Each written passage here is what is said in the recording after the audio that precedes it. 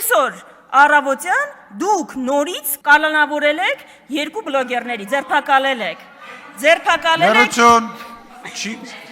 Ժողովուրդ ջան, հանգիստ, կգաք ստեղ կարտահայտվեք։ Մի քանի ամիս առաջ էլ նույն հոդվածով նույն մարդկանց կալանավորել եք։ Հետո գիտեք դատարանը ինչ որոշեց այդ հոդվածի հետ կապված։ Առաջինացիան անմեղ ճանաչեց այդ մարդկանց։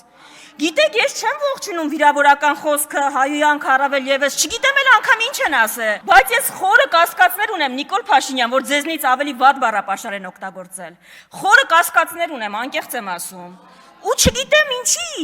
Մենք չենք տեսնում, որ ԱԱԾ-ն գալիս է ձեզ կռացրած տանում է։ Մենք չենք տեսնում, որ մարդասպաններին ԱԱԾ-ի հատուկ հակահաբեկչական ջոկատը գալիս տենց կռացրած տանում է, բայց դիմադիրներին խնդրեմ, վեհարան է պետք մտնել։